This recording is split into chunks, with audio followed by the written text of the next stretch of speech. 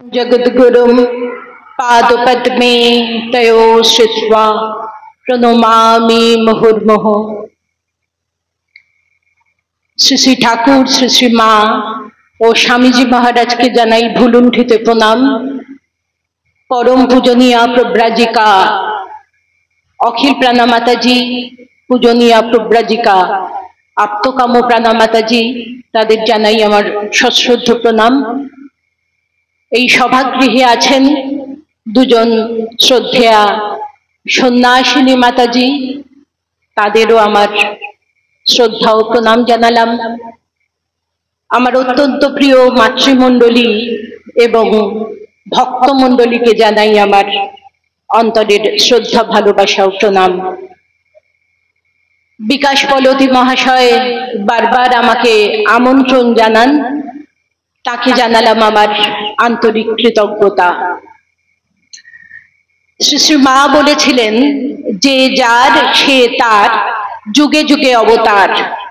অর্থাৎ ভগবান বা ভগবতী যখন আসেন, তাদের সঙ্গে লীলা পার্ষদরাও আসেন। শ্রী শ্রী মায়ের লীলা পার্ষদ বলতে আমাদের প্রথমেই মনে হয় তার জয়া ও বিজয়া যোগিন মা গোলাপ মায়ের কথা। মা বলেছিলেন, আমার জীবনে যা কিছু ঘটেছে এই গোলাপ যোগিন সব জানে। তারা কত জপ ধ্যান করেছে, তাদের জীবন আলোচনা হলে মানুষের কল্যাণ হবে।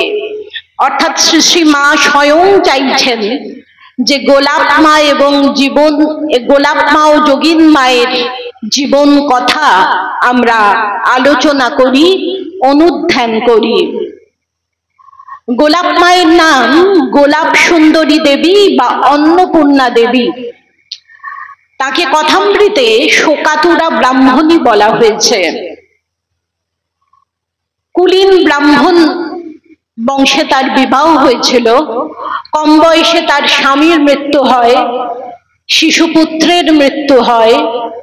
একমাত্র মেয়ে চণ্ডী, তাকে আঁকড়ে ধরে তিনি সংসার সমুদ্রের উত্তাল ঢেউ সামলেছেন। চণ্ডী ছিল রূপে গুণে অসামান্যা। তিনি জাতকুলের পরোয়া না করে তার বিবাহ দিয়েছিলেন পাথুরিয়া ঘাটার জমিদার সৌরীন্দ্র মোহন ঠাকুরের সঙ্গে। মেয়ে যখন জমিদার গিন্নি হয়ে সেপাই শান্তি নিয়ে দরিদ্রা মায়ের সঙ্গে দেখা করতে আসত, মায়ের বুক গর্বে ভরে যেত। কিন্তু বিধির এমন বিধান যে তাকে চণ্ডীকেও হারাতে হলো। তিনি তখন শোকে পাগলিনী। বাগবাজারে পাশেই থাকতেন যোগিন মা। তিনি নিয়ে গিয়েছিলেন গোলাপ মাকে শ্রীরামকৃষ্ণের পদপ্রান্তে। সেদিন দক্ষিণেশ্বরে ঠাকুরের বাল্য বন্ধু শ্রীরাম মল্লিক এসেছেন। তিনি তার ভাইপোকে হারিয়ে শোক প্রকাশ করছেন। ঠাকুর বলেছিলেন, দেখো, একমাত্র ব্রহ্ম সত্য, আর সব মায়া। বাজিকরই সত্য, বাজি সব ভেলকি। এই আছে, এই নেই, শোক করে কি হবে? ভগবানে যাতে ভক্তি হয় সেই চেষ্টা করো। গোলাপ মায়ের মনে হয়েছিল যেন পরোক্ষভাবে কথাগুলি ঠাকুর তাকে বলছেন। তিনি দক্ষিণেশ্বরে যাতায়াত শুরু করলেন। শ্রীরামকৃষ্ণ তাকে নিয়ে গেলেন শ্রী শ্রী মায়ের চরণ প্রান্তে। মাকে বলেছিলেন, একে ভালো করে পেট ভরে ভাত খাওয়াবে। অন্ন পেটে পড়লে কষ্ট কমে, শোক কমে। এ মেয়েটি বরাবর তোমার কাছে থাকবে। আর মায়ের স্বরূপ প্রকাশ করে তিনি গোলাপ মাকে প্রথম দিনই সচেতন করে দিয়েছেন। কারণ এই ঘোমটা ঢাকা পল্লী বালা যে সাধারণ মানবী নন, সে সম্বন্ধে তিনি সচেতন করে দিয়ে বলেছিলেন যে শ্রী শ্রী মা হলেন সারদা সরস্বতী, জ্ঞান দিতে এসেছেন। কিছুদিন পরে ঠাকুর বাগবাজারে যাচ্ছেন বিত্তশালী ভক্ত নন্দ বসুর বাড়ি, তারপর আসবেন গোলাপ মায়ের বাড়ি। গোলাপ মায়ের সকাল থেকে তো ব্যস্ততার শেষ নেই, এটা ওটা প্রস্তুত করেন, ভাবেন ঠাকুর ঠিক আসবেন তো, যদি না আসেন সবকিছু গঙ্গার জলে বিসর্জন দিয়ে দেব, কোনোদিন আর দক্ষিণেশ্বরে যাব না তো, যদি কোনো ভক্ত গৃহে আসেন দূর থেকে দেখে চলে আসব, এত দেরি তো হবার কথা নয়। নিজেই চললেন নন্দ বসুর বাড়িতে খবর নিতে। ছাদে ভক্তদের বসার আয়োজন করা হয়েছে, বালক বৃদ্ধ সবাই বহু প্রতীক্ষায় বসে আছেন কখন ঠাকুর আসবেন। ঠাকুর ভক্ত সঙ্গে সহাস্য বদনে এলেন। তখন গোলাপ মায়ের বোন, তিনিও বাল্য বিধবা, তারা দুজন একসঙ্গে থাকতেন ভাইদের সঙ্গে একই বাড়িতে। তিনি ঠাকুরকে দেখে বলছেন, আপনার আসতে দেরি হচ্ছে বলে দিদি খবর নিতে নন্দ বসুর বাড়িতে গেছেন, এক্ষুনি ফিরে আসবেন। গোলাপ মা বাড়িতে ফিরে শ্রীরামকৃষ্ণকে দেখে বলছেন, আমার এত আহ্লাদ হচ্ছে আমি মরেই যাব তোমরা যদি আমাকে আশীর্বাদ না করো। যেদিন চণ্ডী সিপাহী শান্তি নিয়ে আমার বাড়িতে এসেছিল সেদিনও এত আহ্লাদ হয়নি। বিশ্বাস করো, চণ্ডীর শোক এতটুকু আমার নেই। একজন কুলি 1 টাকা দিয়ে লটারির টিকিট কেটে যেই শুনলো সে 1 লক্ষ টাকা পেয়েছে, সঙ্গে সঙ্গে সে আনন্দেই মরে গেল। আমি সত্যি বলছি মরে যাব, তোমরা আমায় আশীর্বাদ করো। কি করে এটা সম্ভব? সন্তান বিয়োগ যন্ত্রণা কি মা এত সহজে ভুলে যেতে পারেন কখনো? পারেন যদি ভগবানের কৃপা দৃষ্টি হয়। স্পর্শমণির ছোঁয়ায় সবকিছু শোনা হয়ে যায়।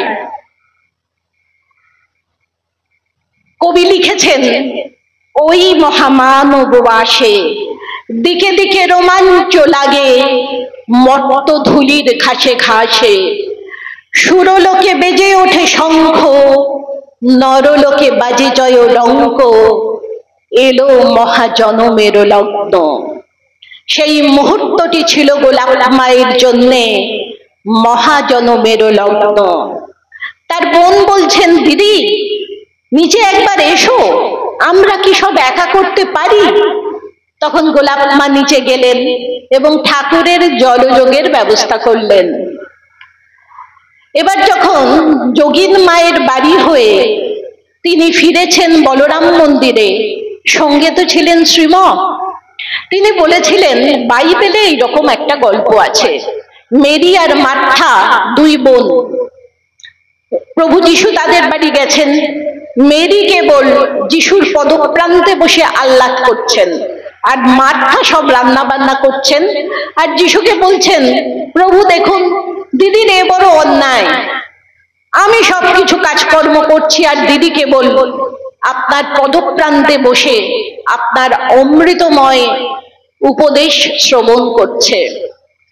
তখন যিশু বলেছিলেন, মার্থা, কর্ম কোলাহলে তুমি নিজেকে বেঁধে ফেলেছ, একটা জিনিস তোমার পাওয়া হয়নি, তা হলো ঈশ্বর লাভ। কর্ম কিন্তু উপায় মাত্র, উদ্দেশ্য নয়। নিষ্কাম কর্মের দ্বারা ভগবানের সঙ্গে যোগসূত্র তৈরি হয়, উদ্দেশ্য কিন্তু ভগবান লাভ। গোলাপ মা খুব শুদ্ধ সত্তা ছিলেন। শ্রীরামকৃষ্ণ তার স্পর্শ করা দ্রব্য গ্রহণ করতে পারতেন, তাই মা ঠাকুরন ঠাকুরের খাবার থালাটা গোলাপ মায়ের হাত দিয়ে পাঠাতেন।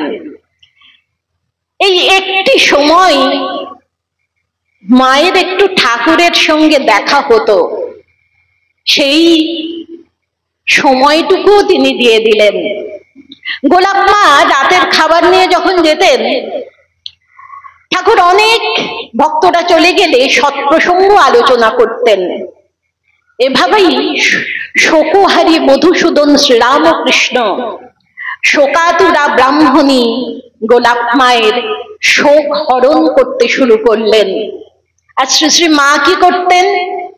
তিনি গোলাপ মায়ের খাবার আগলে রাত পর্যন্ত বসে থাকতেন, যাতে কুকুর বিড়ালে মুখ না দেয়। মায়ের আত্মবিলয় দেখে নিবেদিতা চমৎকৃত, মুগ্ধ এবং স্তম্ভিত হয়েছিলেন।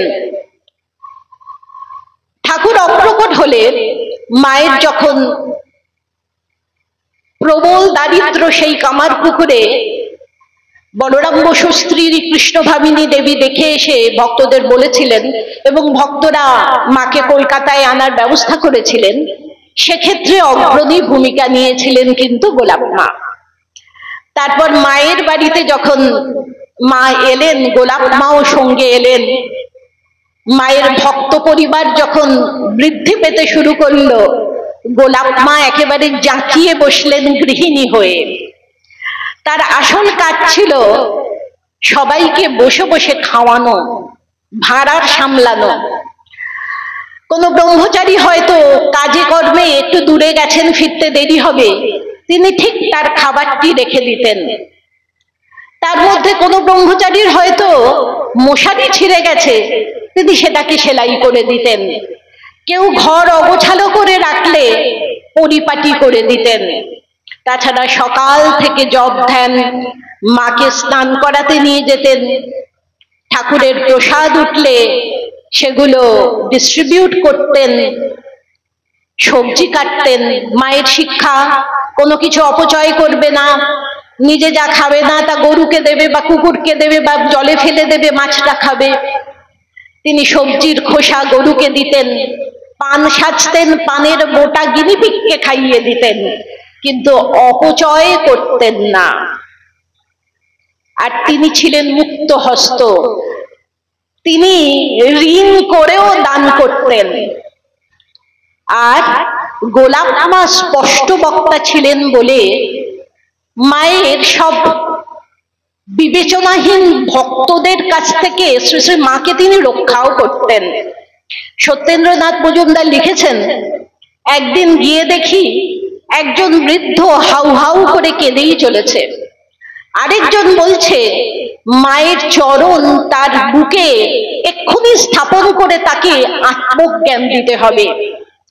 একজন মাথা নত করে বসে ন্যাস প্রাণায়াম করেই চলেছে, আর মা ঘামছেন, সারা শরীর মোটা কাপড়ে আবৃত, পেছনে কত ভক্তের লাইন। তখন গোলাপ মা চিৎকার করে বলেছিলেন, কাঠের দেবতা পেয়েছো যে আগে প্রাণ প্রতিষ্ঠা করে তবে পুজো করবে? মা গোলাপ মায়ের হাত ধরে নামতেন সেই ঘোড়ার গাড়ি থেকে যেন নববধূ। একদিন মায়ের খুব ম্যালেরিয়া জ্বরে ভুগে ভীষণ অরুচি হয়েছে, কিচ্ছুটি খেতে পাচ্ছেন না। সেবককে বলেছিলেন একটু ডাঁটা চচ্চড়ি দাও। যেই মুখে ডাঁটাটা পুড়েছেন, অমনি গোলাপ মা এসে বলছেন, মা তুমি শুদ্দুরের হাতের শকরি খেলে। সেবক আশুতোষ মিত্র ব্রাহ্মণ নন, অব্রাহ্মণ মানেই শূদ্র, আর ভাতের সঙ্গে রান্না করা তরকারি মানেই শকরি। মা বলেছিলেন, কে শুদ্দুর গোলাপ, ভক্তের কি কোনো জাত আছে? মা ডাঁটাটা চিবিয়ে যেই দেখেছিলেন, সেই ছিবড়েটা, সেই প্রসাদী ছিবড়েটা সঙ্গে সঙ্গে গোলাপ মা মুখে পুরে দিলেন। এটা কিন্তু মোটেই সহজ ব্যাপার নয়।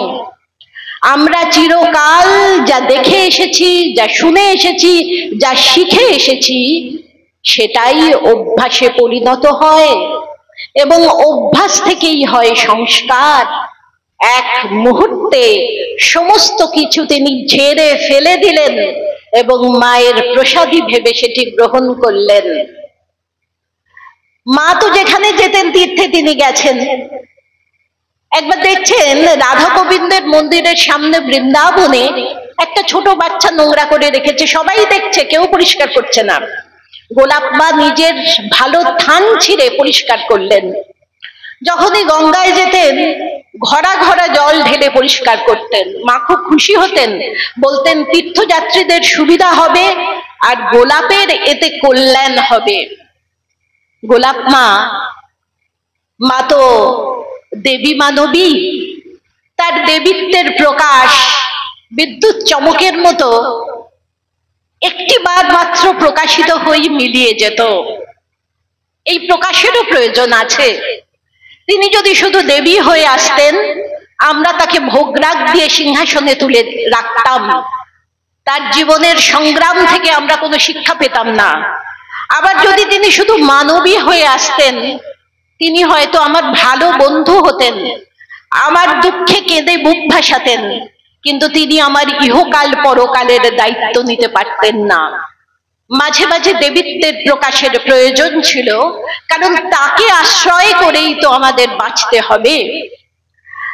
তা গোলাপ মা মায়ের সঙ্গে গেছেন তীর্থে, সেখানে শুনেছেন বৃন্দাবনে গিয়ে মা বলছেন আমি রাধা। রামেশ্বরে গিয়ে সেই শিবলিঙ্গ দর্শন করে বলছেন যেমনটি রেখে এসেছিলাম ঠিক তেমনটি আছে। আবার বলরাম ভবনে দক্ষযজ্ঞ নাটক দেখে বলছেন এ মা, আমার দিদিরা সব চলে গেল, আমারই যাওয়া হলো না। এবং মায়ের সান্নিধ্যে থেকে গোলাপ মায়ের এমন উত্তরণ হয়েছিল যে স্থূল শরীরে মাকে তিনি ভগবতী হিসাবে চিনেছিলেন। কাশীতে এক মহিলা মা ভেবে তাকে প্রণাম করতে যাচ্ছেন, তিনি মাকে দেখিয়ে দিয়ে বলছেন উনি মা ঠাকুরন। আবার আমাদের সুরসিকা মা ঠাকুরন, তাকে দেখিয়ে বলছেন উনি মা ঠাকুরন। সেই ভদ্রমহিলা তো একেবারে বিভ্রান্ত, একবার গোলাপ মায়ের দিকে আসেন, একবার মায়ের দিকে যান। আবার যখন গোলাপ মায়ের দিকে যাচ্ছেন প্রণাম করবেন বলে, তখন গোলাপ মা রূঢ় স্বরে বলেছিলেন তোমার কি কোনো কাণ্ডজ্ঞান নেই? ভগবানের মুখ কি মানুষের মুখের মতো হয়? তিনি ইচ্ছা মৃত্যু বরণ করেছিলেন। 60 বছরের জীবন। 1864 সালে জন্মেছিলেন, লীলা সংবরণ হয় 1924 সালে। যোগিন মা যোগীন্দ্র মোহিনী দেবী, তার বাবা প্রসন্ন মিত্র ছিলেন বড় ডাক্তার, ধাত্রীবিদ্যায় পারদর্শী, অর্থাৎ এখন যাকে বলে গাইনোকোলজিস্ট। ছোটবেলাটা আনন্দেই কেটেছে। তাকে বিবাহ দিয়েছিলেন খর্দার বিখ্যাত বিত্তশালী বিশ্বাস বংশে। কিন্তু যোগীন মায়ের স্বামী সে ছিল দুশ্চরিত্র, মদ্যপ, সমস্ত সম্পত্তি নষ্ট করে ফেলেছিল। যোগীন মা অনেক চেষ্টা করেছেন তাকে সুপথে ফিরিয়ে আনার, কিন্তু পারেননি। তারও শিশুপুত্রের মৃত্যু হয়েছিল। একটি মাত্র মেয়ে গনুকে নিয়ে তিনি বাপের বাড়ি ফিরে এসেছিলেন, কিন্তু তখন তার বাবা গত হয়েছেন। সম্পর্কে বলরাম বাবু ছিলেন যোগীন মায়ের মামা শ্বশুর। প্রথমবার ঠাকুরকে তিনি বলরাম মন্দিরেই দেখেছিলেন। ঠাকুর ভাবস্থ, পা টলছে।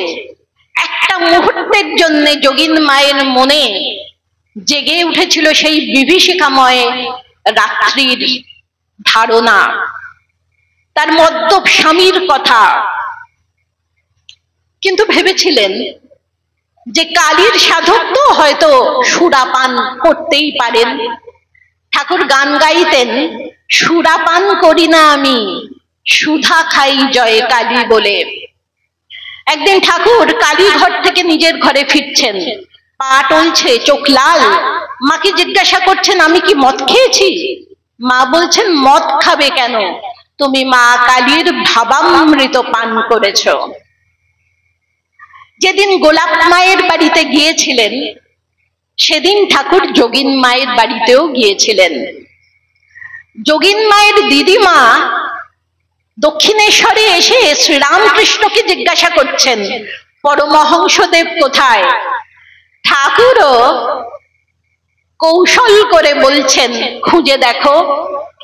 আসলে যোগীন মায়ের দিদিমা ভেবেছিলেন পরমহংসদেব মানে জটাজুটো হবে, গেরুয়া কাপড় পরবেন, হয়তো বাচ্চাদের উপর বসে থাকবেন, বড় দাড়ি টাড়ি থাকবে। তিনি চিনতে পারেননি। আমার হিয়ার মাঝে লুকিয়েছিলে, দেখতে আমি পাইনি তোমায়, দেখতে আমি পাইনি। বাহির পানে চোখ মেলেছি, হৃদয়ে পানে চাইনি। যোগীন মায়ের দিদিমা হৃদয়ে পানে চাননি। ঠাকুর বলে দিয়েছেন খুঁজতে কোথায় হবে, বলেছেন খোঁজো নিজ অন্তঃপুরে। কিন্তু যোগীন মা চিরকাল তাকে খুঁজেছেন। তিনি দক্ষিণেশ্বরে গেছেন, ভক্ত গৃহে গেলে সেখানে গেছেন। তারপর বলরাম মন্দিরে ঠাকুর এসেছেন। সেদিন রথযাত্রা। রথযাত্রা হওয়ার পর যখন ঠাকুর দক্ষিণেশ্বরে ফিরে যাচ্ছেন, বাড়ির সব স্ত্রী ভক্তরা তাকে অন্দরমহল থেকে দেখছেন। কিন্তু যোগীন মায়ের স্থান, কাল, পাত্র কোনো কিছু আর বিবেচনার মধ্যে নেই। ভগবান লাভ হলে তো দেহবোধি থাকে না। ঠাকুর বারান্দায়, তিনি বারান্দায় চলে গেলেন। তখনকার দিনের মেয়েরা পর্দানসীন ছিলেন, তো পুরুষের সামনে আসতেন না। কিন্তু তিনি বারান্দায় গিয়ে ঠাকুরকে যেই প্রণাম করেছেন, ঠাকুর বললেন মা গো আনন্দময়ী।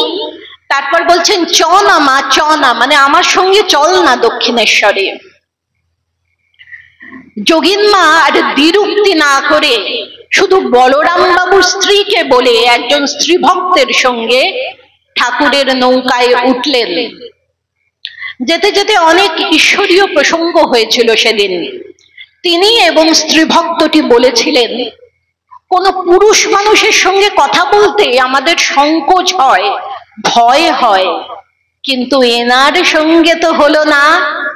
মনে হলো ইনি যেন আমাদের কত আপনার জন। পুরুষ কি নারী বুঝিতে নারী, স্বয়ং না বোঝালে তাকে বুঝিতে পারি। যোগীন মা যাতায়াত শুরু করলেন। মাতা ঠাকুরনী যোগীন মাকে খুব ভালোবাসতেন, বলতেন যোগীন খুব ভালো চুল বেঁধে দেয়, ও চুল বেঁধে দিলে আমি আর খুলি না, ও পরে যখন আসবে খুলে আবার বেঁধে দেবে। এবং যোগীন মা খুব বুদ্ধিমতী ছিলেন, তার খুব বিচক্ষণতা ছিল। মা অনেক ব্যাপারে তার সঙ্গে পরামর্শ করতেন। ঠাকুর বলতেন দেখো সতী স্ত্রী কিন্তু শেষ পর্যন্ত চেষ্টা করবে তার স্বামীকে সুপথে ফিরিয়ে আনার। যোগীন মা চেষ্টা করলেন, তার স্বামী সুপথেও ফিরে এলো, কিন্তু জলাতঙ্ক হয়ে সে মারা গিয়েছিল। যোগীন মায়ের মেয়ে গনু এবং তার স্বামী তাদেরও হারাতে হয়েছিল। যোগীন মায়ের কাছে তার নাতিরা থাকতো। প্রতিদিন মায়ের বাড়ি যেতেন, সবজি কেটে দিতেন। মা বলতেন যোগীন তুমি প্রসাদ পেয়ে যাও, বলতেন না আমার বৃদ্ধা মা আছে, বাড়িতে গিয়ে রান্না করে খাবো। আবার আসতেন আর রাত্রিকের সমস্ত জোগাড় করে দিয়ে যেতেন। সেই মাও একদিন তাকে ছেড়ে চলে গেলেন। যোগীন মায়ের জীবন মানে সাধনা আর তপস্যা। তিনি ঈশ্বরচন্দ্র চক্রবর্তীর কাছ থেকে কৌল সন্ন্যাস নিয়েছিলেন, শরৎ মহারাজের কাছ থেকে বৈদিক সন্ন্যাস নিয়েছিলেন, কুলগুরুর কাছ থেকে দীক্ষা নিয়েছিলেন। তো সেই মন্ত্রে শক্তি আনন্দ কিছুই পেতেন না। ঠাকুর বলতেন আমার মধ্যেই তুমি তোমার ইষ্টকে দেখবে। বাপের বাড়ি থাকতে একটু পড়াশোনা শিখেছিলেন, নিবেদিতাকে পুরাণের গল্প বলে সাহায্য করেছিলেন। নিবেদিতা খুব শ্রদ্ধা করতেন। তিনি বাচ্চাদের যে বই লিখেছিলেন ছোটদের জন্য, ক্র্যাডেল টেলস অফ হিন্দুইজম, সেই ব্যাপারে কিন্তু যোগীন মা অনেক সাহায্য করেছিলেন। আর স্বামীজির সঙ্গে ছিল বড় মধুর সম্পর্ক। একদিন হয়তো তিনি গঙ্গার ঘাটে বসে ঘন্টার পর ঘন্টা জপ করে চলেছেন। নৌকা থেকে নামলেন স্বামীজি, যোগীন মাকে দেখেই বলছেন যাও বাড়িতে গিয়ে চচ্চড়ি রাঁধো তো, আমি যাচ্ছি। কখনো এসে বলছেন আমার আজ জন্মতিথি, ভালো করে পায়েস রাঁধো। কাশিতে হয়তো যোগীনমা আছেন, স্বামীজি গিয়ে বলছেন এই যে তোমার মহাদেব এলো গো। এইরকম সুন্দর সম্পর্ক ছিল। ঠাকুর যখন অপ্রকট হয়েছিলেন তখন তিনি সাধনারত ছিলেন বৃন্দাবনে কালাবাবুর কুঞ্জে। এবার মা গেলেন, যোগিন গো বলে জড়িয়ে ধরে দুজনে কাঁদতে লাগলেন। 2-3 দিন সেই কান্নাকাটি চলছে। ঠাকুর দর্শন দিয়ে বলছেন এত কান্নাকাটি কিসের, আমি কোথায় গেছি, এ ঘর থেকে ও ঘর।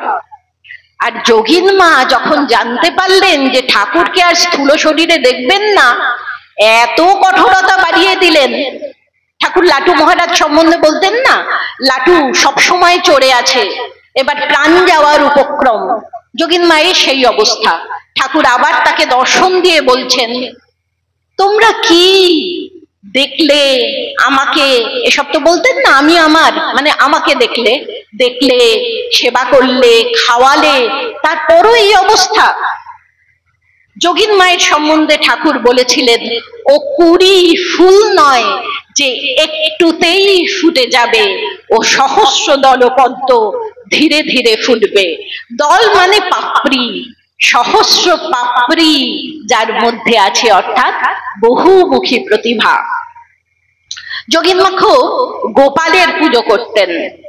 একদিন দেখছেন দুটো ছোট্ট বাচ্চা, একজনের মাথায় আবার সেই ময়ূর পুচ্ছ। বলছেন বলো তো আমরা কে? যোগিন মা বলছেন কেন, তুমি শ্রীকৃষ্ণ আর তুমি বলরাম। যে শ্রীকৃষ্ণ সে বলছে তোমার কিন্তু মনে থাকবে না। যোগিন মা বলছে কেন মনে থাকবে না? বলছেন নাতিদের জন্যে। হৃদয় তো একটাই, আপনি নাতিকে দেবেন না শ্রীকৃষ্ণকে দেবেন সেটা আপনাকেই ভেবে স্থির করতে হবে। কিন্তু যদি নাতিকে গোপাল জ্ঞানে আপনি ভালোবাসেন তাহলে মাইক বন্ধনে আর জড়িয়ে পড়বেন না। যোগিন মায়ের যেটুকু স্ত্রীধন ছিল তিনি বিক্রি করে কেবল তীর্থক্ষেত্রে ঘুরে বেড়াতেন। আর তার এই কঠোরতা, তার এই সাধনা, তার এই তপস্যা দেখে শ্রীরামকৃষ্ণ বলেছিলেন ব্যাকুল হয়েও না গো, মরণকালে তোমার সহস্র দল পদ্ম বিকশিত হয়ে তোমায় পরম জ্ঞান দান করবে। তাই হয়েছিল তার লীলা সংবরণের সময় 1924 সালে। গৌরীমা, তার নাম ছিল মৃণালী। ভবানীপুরে তিনি জন্মেছিলেন তার মামার বাড়িতে। তার বাবা পার্বতীচরণ চট্টোপাধ্যায় থাকতেন হাওড়া শিবপুরে, আর মা গিরিবালা দেবী থাকতেন বাপের বাড়িতে, কারণ অনেক পৈতৃক সম্পত্তি তিনি পেয়েছিলেন যেগুলো দেখাশোনা তাকে করতে হতো। গিরিবালা দেবী ভক্তি সঙ্গীত রচনা করতেন, আবার এই সব বিষয় কর্মে তার খুব দক্ষতা ছিল। সম্পত্তি রক্ষণাবেক্ষণ এসব ব্যাপারেও তার অত্যন্ত দক্ষতা ছিল।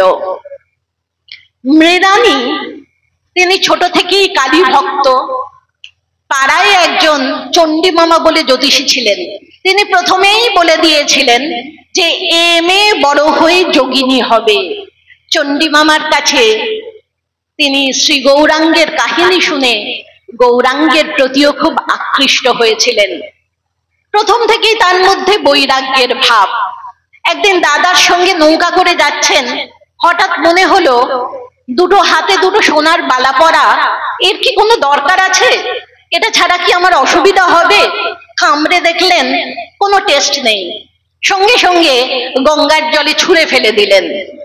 10 বছর যখন বয়স, তখন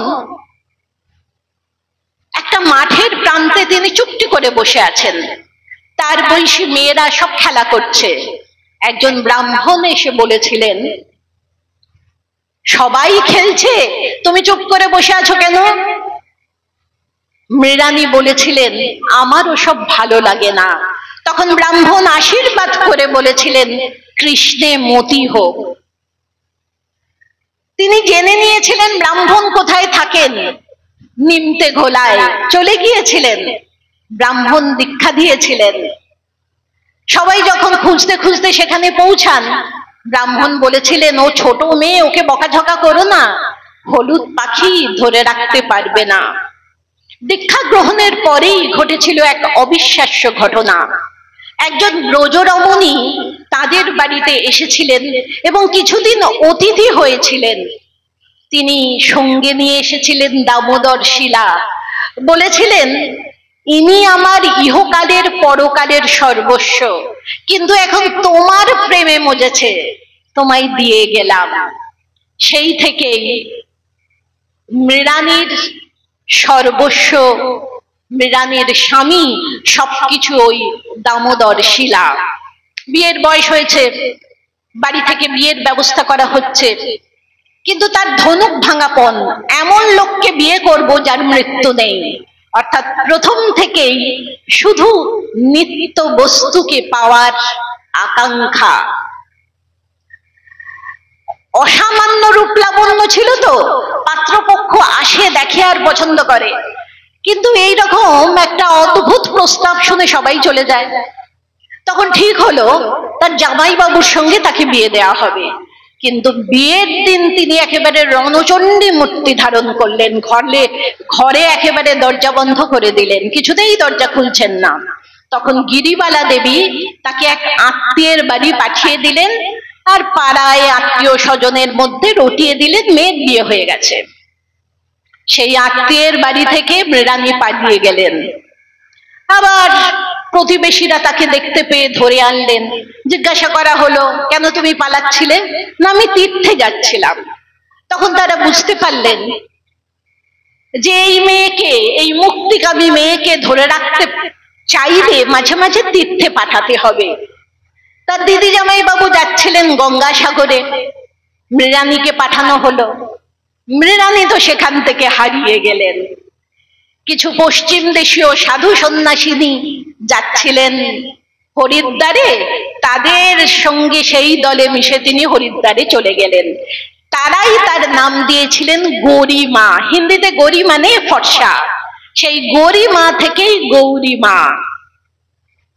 একা সন্ন্যাসিনী চলেছেন, মস্তক মুন্ডন করা, গায়ে আলখাল্লা, গলায় ঝোলানো সেই দামোদর শিলা, সঙ্গে শ্রী চৈতন্য আর মা কালীর পট, আর নিত্য প্রয়োজনীয় দু একটা জিনিস। সন্ন্যাসিনী চলেছেন দুর্গম থেকে দুর্গমতম তীর্থক্ষেত্রে। নিজের দাঁত নিজে ভেঙে দিয়েছিলেন, সারা শরীরে ভস্ম মেখে থাকতেন মুখে টুখে। তারপরেও কেউ কথা বলতে এলে পাগলিনীর মতো ব্যবহার করতেন। সমতলে ভিক্ষা নিতে পর্যন্ত আসতেন না। শরীর দুর্বল হয়ে গেল, অজ্ঞান হয়ে পড়লেন। তখন সেই পাহাড়ি নারীরা তাকে সুস্থ করেছিলেন। উদয় অস্ত জপ আর সেই ইচ্ছাকৃত কৃচ্ছ সাধন, কি অপূর্ব জীবন। গেলেন বৃন্দাবনে, দর্শন পেলেন বৃন্দাবন লালের। কিন্তু মথুরায় একজন কাকা আবার তাকে দেখে ফেললেন, বাড়িতে খবর দিলেন, বাড়ির লোকরা ফিরিয়ে নিয়ে গেল। সবাই খুব খুশি, এতদিন পরে মৃণালী এসেছে। কিন্তু কিছুদিন বাড়িতে থেকেই তিনি আবার চলে গেলেন পুরুষোত্তম ধামে, পুরীতে। সেখানে রাধা রমন বসুর সঙ্গে তার পরিচয় হলো, বলরাম বাবুর পিতা। তিনি বলেছিলেন, মা তুমি বৃন্দাবনে গেলে কালাবাবুর কুঞ্জে থাকবে। কালাবাবুর কুঞ্জে তার পরিচয় হলো বলরাম বাবুর সঙ্গে। তিনি বললেন, দিদি তুমি যদি কলকাতায় আসো বলরাম ভবনে থাকবে। মা অসুস্থ হয়েছিলেন, কলকাতায় গিয়েছিলেন। তারপর যেই বলরাম ভবনে গেলেন, বলরাম বাবু বলছেন, দিদি দক্ষিণেশ্বরে একজন সাধু আছেন, মুহুমুহু তার সমাধি হয়, সবসময় ভগবানের কথা বলেন, চলো না একবার দেখে আসবে। তিনি বললেন, না না দাদা, আমি অনেক হিমালয়ে ঘুরেছি, অনেক সাধু দেখেছি, সাধু দেখার আমার একটুও ইচ্ছে নেই। তোমার সাধুর যদি ক্ষমতা থাকে সে যেন আমাকে টেনে নিয়ে যায়, না হলে আমি যাচ্ছি না। ব্যাস, ঠাকুরকে ওপেন চ্যালেঞ্জ দিয়েছেন। তারপরেই শুরু হয়ে গেল সেই টানাটানি।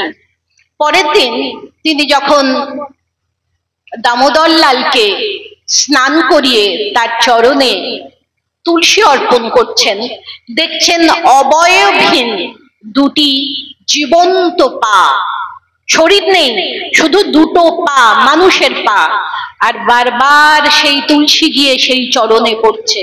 তিনি অজ্ঞান হয়ে গেলেন। জ্ঞান ফিরলে তার মনে হচ্ছে তার হৃদয়টিকে যেন সুতো দিয়ে বেঁধে কে টানছে। বলরাম বাবু বললেন, দক্ষিণেশ্বরে যাবে দিদি? গেলেন, একেবারে কাক ভরে গিয়ে কি দেখছেন, ঠাকুর লাটাইতে সুতো জড়াচ্ছেন।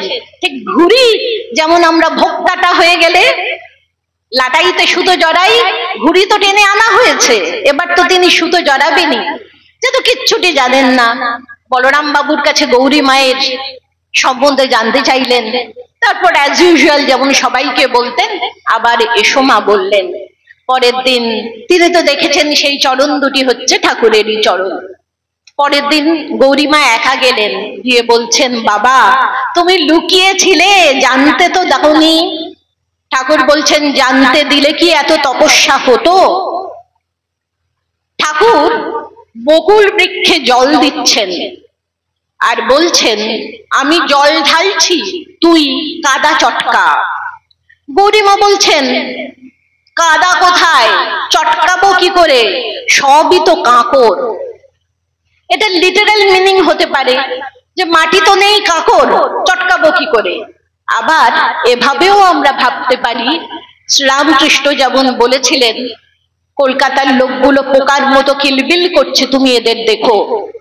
যে সময়ে বলেছিলেন সে সময় কলকাতা ছিল ভারতবর্ষের রাজধানী। রাজধানী বলতে পুরো দেশটাকেই বোঝায়, বা সারা বিশ্বের ভোগাসক্ত মানুষের দায়িত্ব তিনি দিয়ে গেছেন শ্রী শ্রী মাকে, কারণ তিনি চৈতন্য দায়িনী। তিনি আমাদের মধ্যে চেতনা রূপে আছেন, তারপরেও আমরা অচৈতন্য। তাই তিনি রামকৃষ্ণ ভক্তিদাত্রী চৈতন্য দায়িনীকে দায়িত্ব দিয়েছেন। তা গৌরীমা বলছেন যে এই সংসারী লোকদের সঙ্গে আমার পোষাবে না, কয়েকটা মেয়ে দিয়ে দাও, আমি হিমালয়ে গিয়ে তাদের গড়ে পিঠে মানুষ করে দেবো। ঠাকুর বলছেন, না না, আর হিমালয়ে নয়, অনেক তপস্যা করেছো, অনেক শক্তি সঞ্চয় করেছো তুমি। এখানকার মেয়েদের বড় কষ্ট, তুমি তাদের জন্য কিছু করবে, তাদের সঙ্গে থেকে কিছু করবে। শ্রীরামকৃষ্ণ যখন লীলা সংবরণের জন্য প্রস্তুত হচ্ছেন, গৌরীমাকে খবর দেয়া হয়েছিল, তিনি খবর পাননি।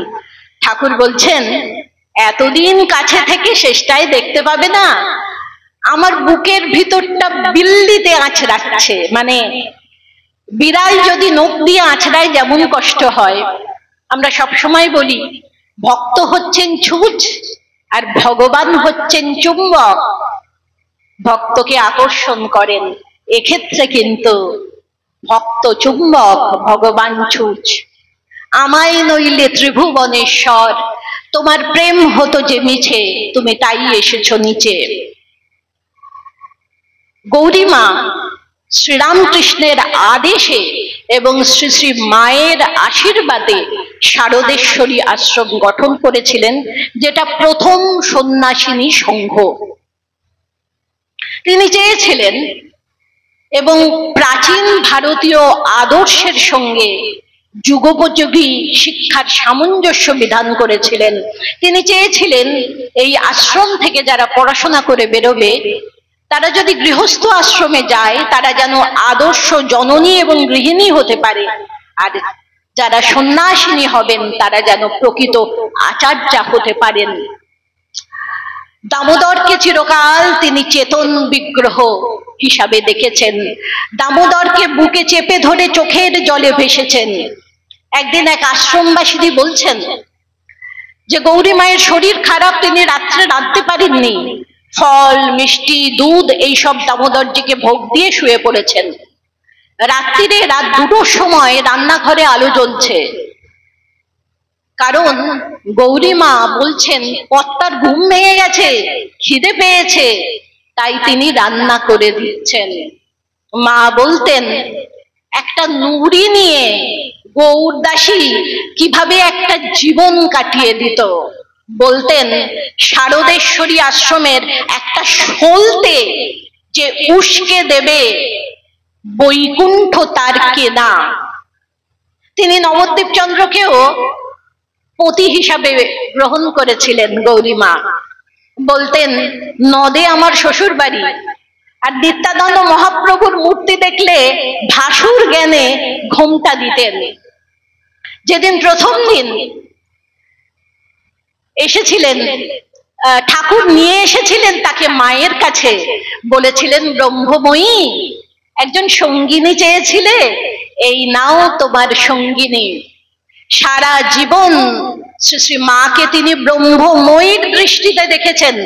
ঠাকুর একদিন মজা করে বলেছিলেন, গৌরদাসী তুই কাকে বেশি ভালোবাসিস? গৌরীমা বলেছিলেন, রাই হতে তুমি বড় নও হে বাঁকা বংশীধারী, লোকের বিপদ হলে ডাকে মধুসূদন বলে, আর তোমার বিপদ হলে বাসিতে বলো রাই কিশোরী। একদিন গৌরীমা তিনি নহবতে আছেন, মা তো রাত থাকতে গঙ্গা স্নানে যেতেন, তা মা গঙ্গা স্নানে গেছেন, দেখতে পাননি একটা কুমিরের গায়ে পা দিয়েছেন। গৌরীমা তাড়াতাড়ি মাকে জাপটে ধরে বলছেন, ও কুমির নয় গো মা, কুমির নয়, ও শিব তোমার চরণ স্পর্শ পাবে বলে এইভাবে বসে আছে। গৌরীমা তার লীলা সংবরণ হয়েছিল।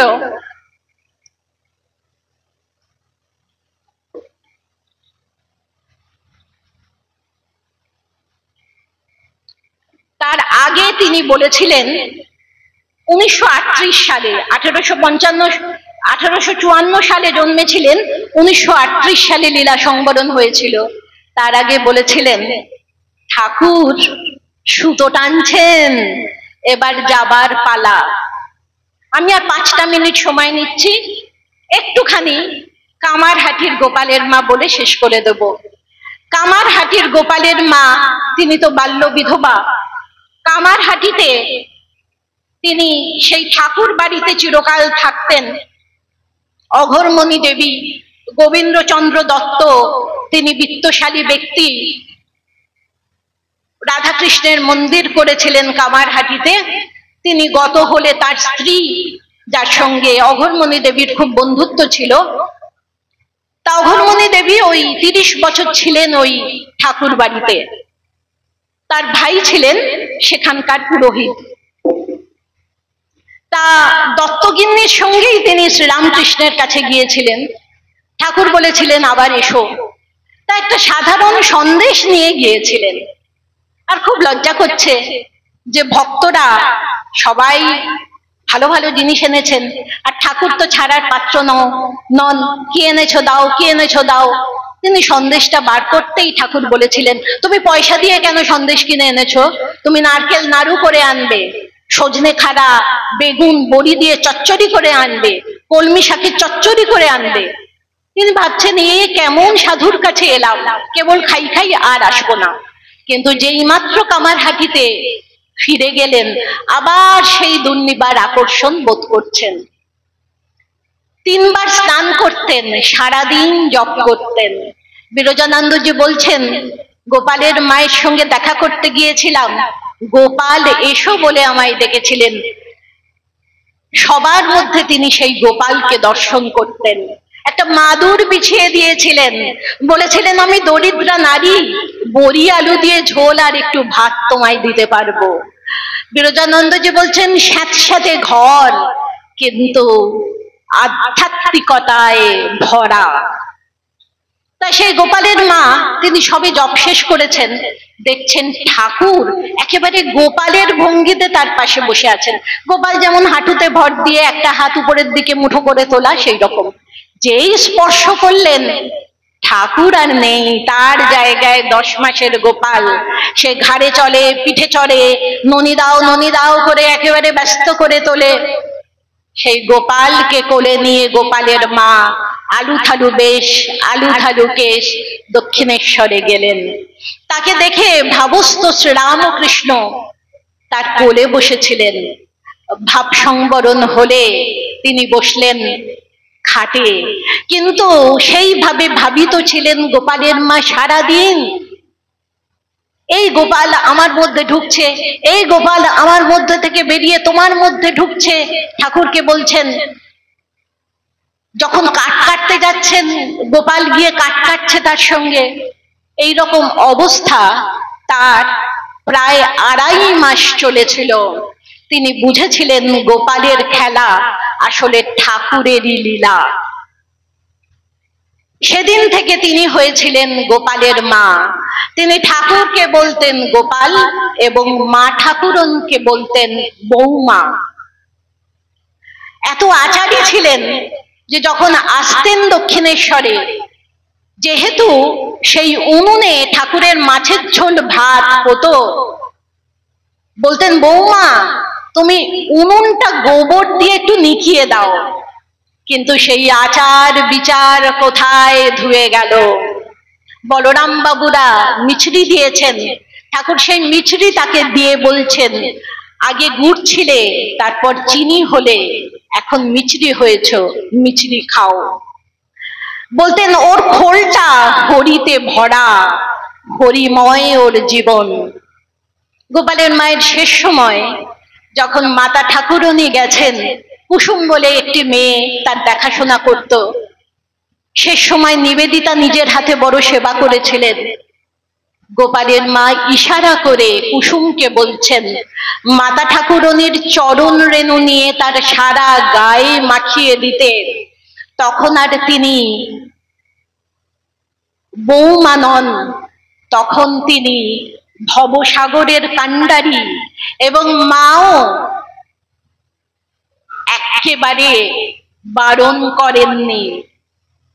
শশী মহারাজ সেই অশোকের সময় যখন কলকাতায় ফিরে এসেছিলেন, মা তখন জয়রামবাটিতে। মা জয়রামবাটি থেকে আসেননি, কিন্তু শশী মহারাজের সূক্ষ্ম দর্শন হয়েছিল। সেই দর্শনের কথা তিনি গিরিশ ঘোষকে বলে একটা কবিতা লিখিয়েছিলেন। পোহালো দুঃখ রজনী, গেছে আমি আমি ঘোর কুস্বপ্ন, নাহি আর ভ্রম জীবন মরণ, হ্যারো জ্ঞান অরুণ বদন বিকাশে, হাসে জননী। আর কোনো কষ্ট নেই, যন্ত্রণা নেই, দুঃখ নেই, দুর্ভাবনা নেই। মা ঠাকুরনী হেসে হাত বাড়িয়েছেন। আমাদের প্রত্যেকের সেই একই চিন্তা, শেষ সময় মা হাত বাড়াবেন তো, আমাদের কোলে তুলে নেবেন তো। সেই জন্যে চোখের জলে হৃৎসিংহাসনটি ধুয়ে আমাদের প্রস্তুত থাকতে হবে। স্বামীজি বলেছেন, কে জানে কখন কার হৃদয় সিংহাসনে মা আমার পাতেন আসন। সবাই ভালো থাকবেন, নমস্কার।